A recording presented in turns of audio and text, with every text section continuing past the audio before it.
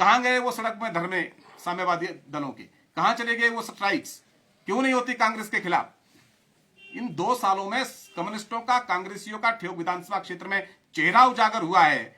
और अब तो स्थिति यह है कि जब हम इनसे पूछते हैं कि इस ठियोग समस्याओं से क्यों घिरा है, तो ये कहते हैं कि हमारे माननीय विधायक जी सीनियर हैं, वो मुख्यमंत्री जी के पास जाना नहीं चाहते।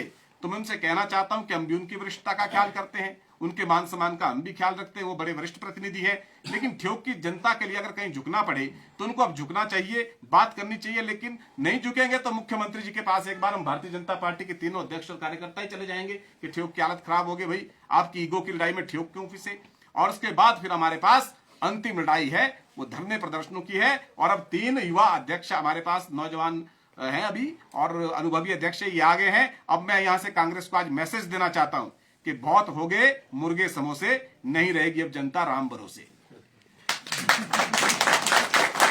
अब ये लड़ाई आरंभ हो जाएगी और निश्चित तौर पर हम इस लड़ाई को, निर्णायक लड़ाई, जनता के मुद्दों को जनता के बीच में बूथ स्तर से खड़ा करके कांग्रेस सरकार के खिलाफ एक ऐसा आंदोलन इस क्षेत्र से निकालेंगे कि ठियोग की समस्याओं को, कुमारसैन की समस्याओं को, कोटगढ़ की समस्याओं को, हमारा शांगरी का क्षेत्र और समूचा ठियोग आंदोलित होकर के भारतीय जनता पार्टी के ध्वज के नीचे जनता के हितों की लड़ाई लड़ेगा। मैं चलते हुए बाईपास की बात करता हूं।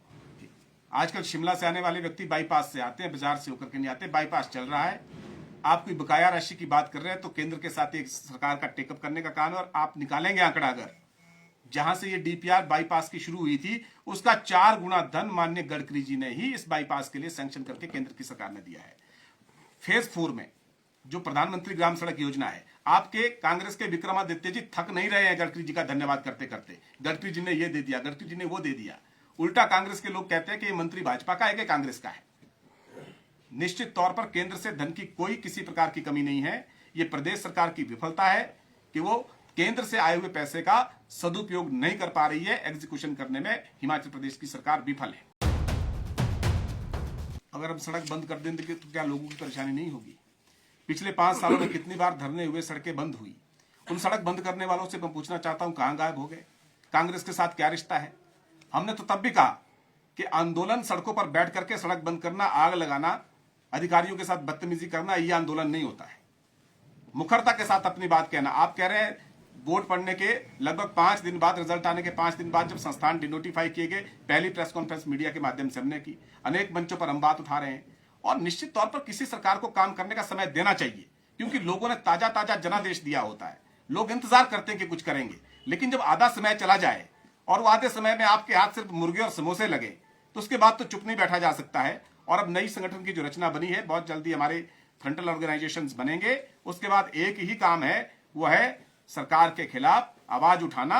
और आवाज उठाने के लिए भारतीय जनता पार्टी कोई कसर नहीं छोड़ेगी। इसके लिए मैं स्थानीय कांग्रेस को भी कह रहा हूं कि हमने बड़ी मर्यादा के साथ जो है 2 साल आपका विरोध किया है, लेकिन अब आप जाइए, अपने ईगो क्लैशेस को खत्म कीजिए। यहां पर केवल विधायक नहीं है, यहां कैबिनेट प्राप्त चेयरमैन भी हैं, एक चेयरमैन नहीं है। यहां पर 2 बड़े बड़े विभागों के चेयरमैन हैं, यहां पर कमीशन के आपके मेंबर्स हैं।